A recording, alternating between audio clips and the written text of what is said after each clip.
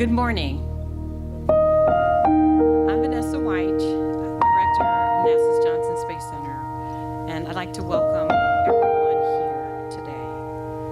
And I have a special thank you to Challenger and Columbia members, Ms. Lorna Lazuka and her grandson Mason, Ms. Cheryl McNair, Ms. Evelyn husband Thompson, her husband Bill, and her children Laura and Matthew, Mr. Jean-Pierre Harrison, Ms. Sandra Anderson and her daughter Casey, and Dr. John Clark for being with us this morning. And I believe a couple of other family members came in as well, and so we want to welcome you. In addition to today's speakers, this evening program, we're also joined by the Consul General of Israel to the southwest, Livia Link Raviv, and her staff.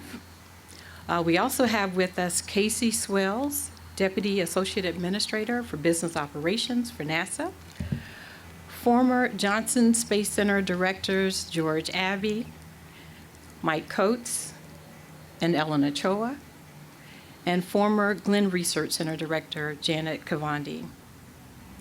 Across the nation, NASA is honoring members of our family who lost their lives while furthering the cause of exploration and discovery, including the crews of Apollo 1 and Space Shuttles Challenger and Columbia.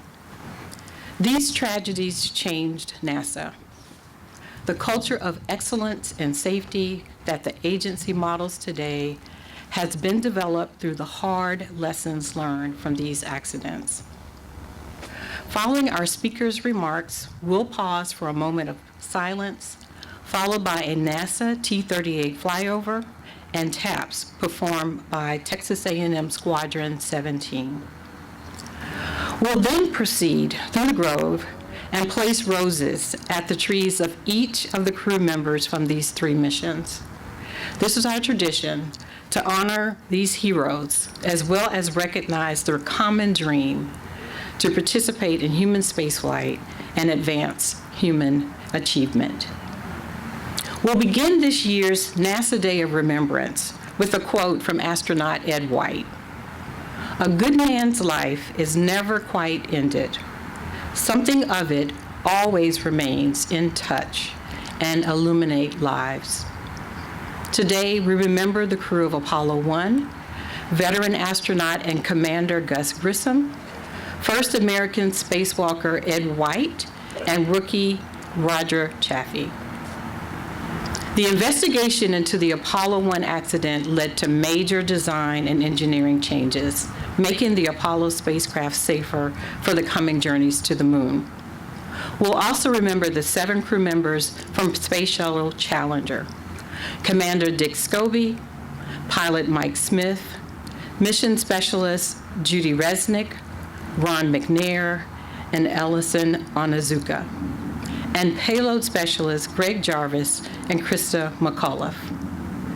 President Ronald Reagan eulogized the crew, quoting from John Gillespie Maggai's poem, High Flight. "We will never forget them, nor the last time we saw them this morning, as they prepared for the journey and waved goodbye and slipped the surly bonds of earth to touch the face of God." This year marks 20 years since the STS-107 Space Shuttle Columbia accident. We remember the 7 crew member, Commander Rick Husband, pilot Willie McCool, payload commander Mike Anderson, mission specialist Dave Brown, Kapchala, and we also affectionately know her as KC, and Laura Clark, and payload specialist Elon Ramon.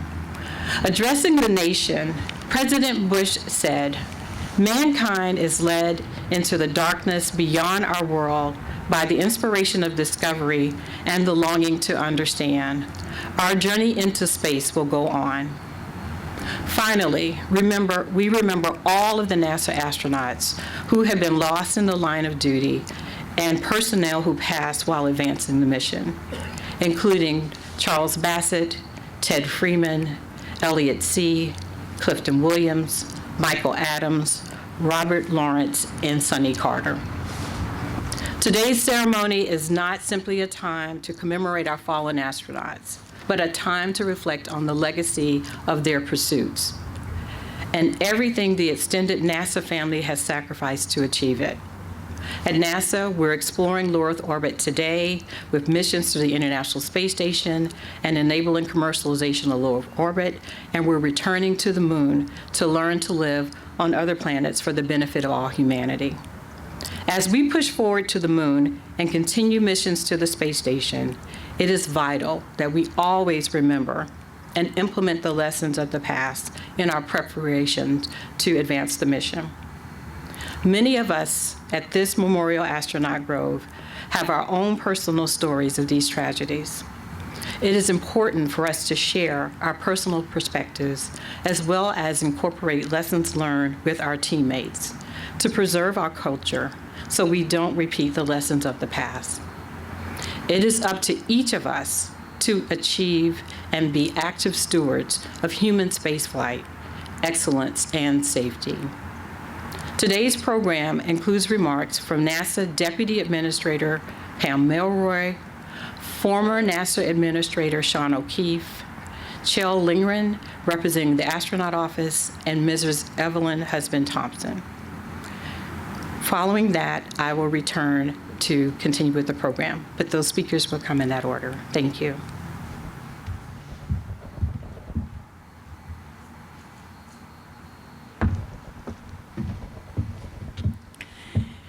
Good morning to our special guests that are here today. On behalf of NASA Administrator Bill Nelson and our Associate Administrator Bob Cabana, I welcome you to this extraordinary and very special NASA ceremony. To the family and friends of Apollo 1, Challenger, and Columbia, welcome home. You are the NASA family. You will always be the NASA family. And we are so happy to have you here with us today. I hope that some of you, or maybe all of you, got a chance to see the movie that the agency put together for today's Day of Remembrance. What really struck me to the heart about it was the footage of the crews training and on orbit. They were so engaged with each other and what they were doing. They were so focused, and they were so happy. It allowed me to smile through my tears.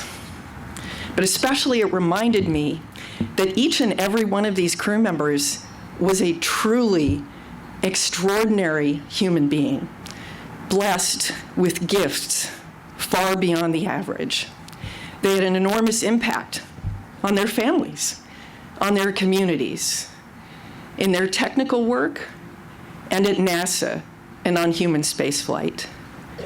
Knowing how special they were makes their loss more tragic, but we can also be so grateful and lucky that we had them at all. As Vanessa said, their legacy lasts in so many, many ways. It's important to talk about how each mishap has really imprinted itself in a different way and evolved the agency and our safety culture. Each one took us further on the journey to excellence and safety.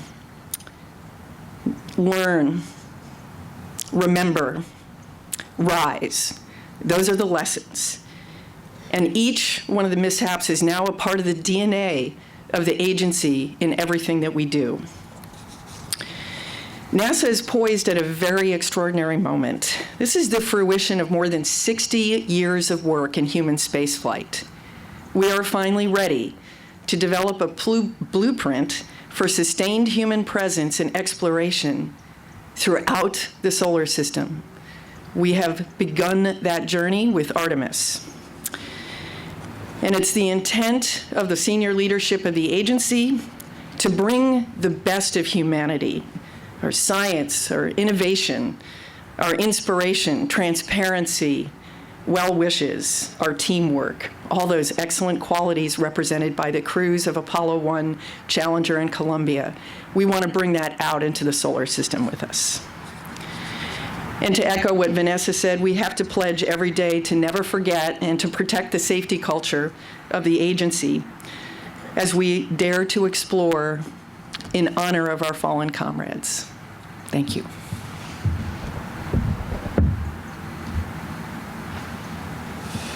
Amidst the challenges, tragedies, and successes, our human nature prompts us to look for meaning, to learn from experience, to avoid repetition of painful moments, and to seek reassurance that sacrifice not be in vain. Since the dawn of time, exploration has been a genetic driver of the human experience. The act of yielding to our desire, our human desire, to want to know more. Throughout history, exploration ventures have been marked by stunning discoveries, improvement of the human condition, heartbreaking setbacks, and life-changing moments, which are an opening of uncertain future chapters. Of both extremes and all in between, closure is not typically among the experience we pursue when we explore. In this new era of space exploration, we are still in the maritime equivalent of the age of sail. With each step, we have built on the experience of success, setbacks, and sacrifice to make each venture a critical plank on the deck to improve the human condition of this planet, in this tiny solar system, and in this galaxy of the vast universe in which we live, and which we seek to know more about. Today we assemble to remember those who have sacrificed so that we can continue this progress and build on those successive chapters. The families and loved ones of those who rendered that supreme sacrifice of Apollo 1, of Challenger, and Columbia remind us of our responsibility to mitigate the risk of exploring and the consequences when those efforts fail. On this Remembrance Day, we are particularly drawn to the most recent tragedy 20 years ago, when we lost the crew of Columbia. The courage of the families inspired our commitment to 3 important objectives: to find out what happened, to fix it, and rededicate ourselves to the mission that they dedicated their lives to. The commitment to that chapter will never end. Others will build on our efforts to fulfill our obligations as the future chapters of exploration continue to unfold. But today, we are humbled as we stand on the shoulders of giants who gave their lives to make this continuous journey possible.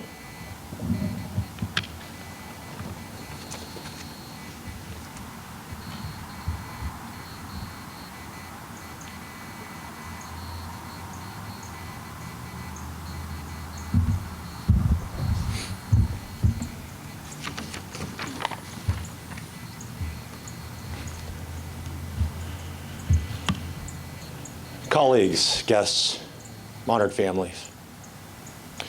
It's a privilege to be here today representing the Astronaut Office as we remember our fellow astronauts and the sacrifices that they and their families have made. The men and the women that we remember today and honor today are heroes in the pantheon of exploration and human achievement. But we here remember these heroes as mothers and fathers, brothers and sisters, sons and daughters, classmates, colleagues, and friends. And even as we mourn the loss of loved ones, we are grateful for the time that we shared with them. We find solace in their memory, and we honor their contributions to this ongoing endeavor, the human exploration of space. As we explore, as we conduct science and research on the International Space Station, as we aim for the lunar surface, we feel a connection, a bond to those who have gone before us, those whose shoulders we stand upon, those who we have lost. Their contributions, their achievements, their memory is forever a part of the astronaut office, our agency, and all who have accepted the challenge of exploring the heavens for the benefit of humankind.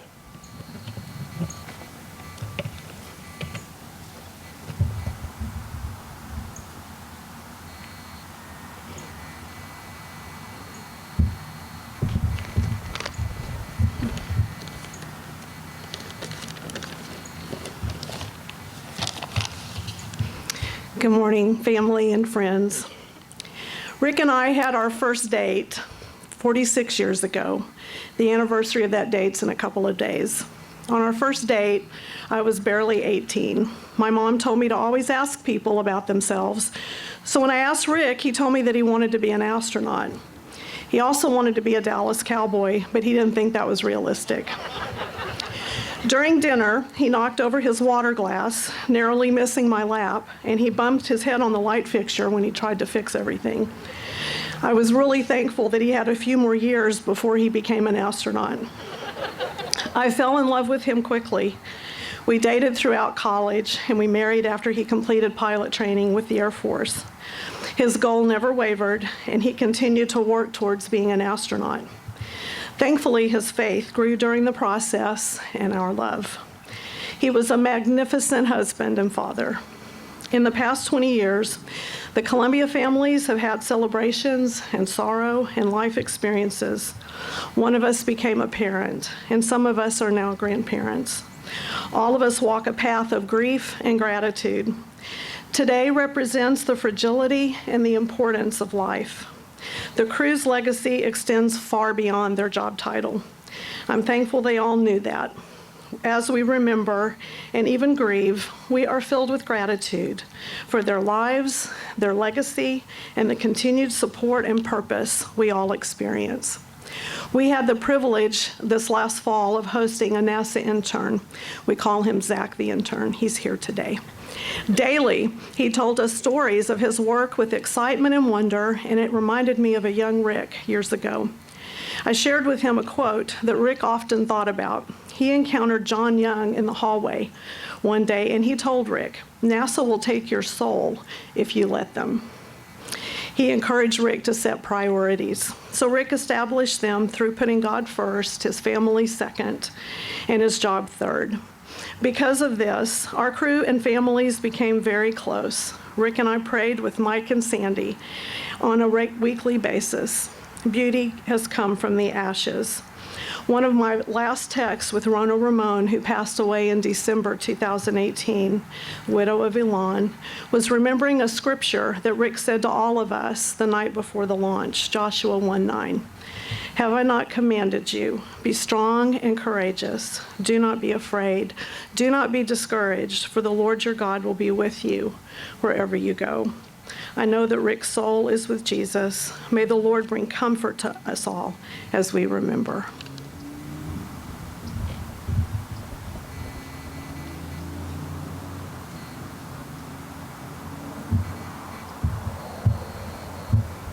I want to thank all of the speakers, and Evelyn, thank you so very much for that personal.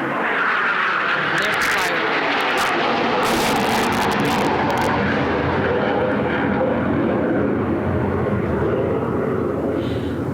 flyover. For the record, they were 1 minute early. But that was our T-38 flyover.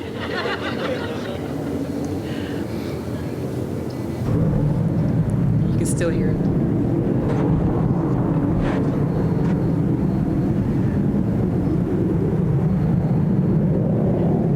Able to turn, you can still see them. That's pretty amazing.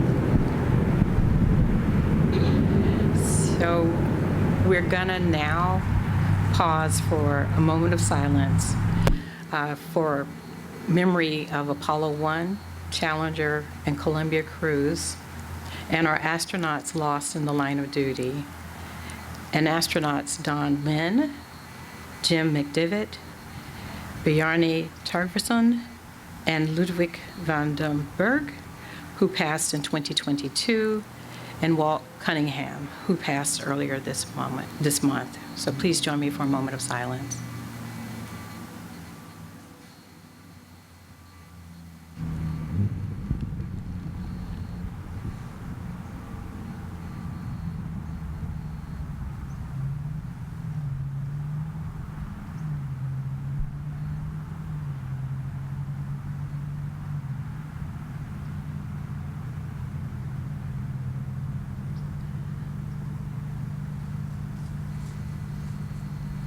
Thank you.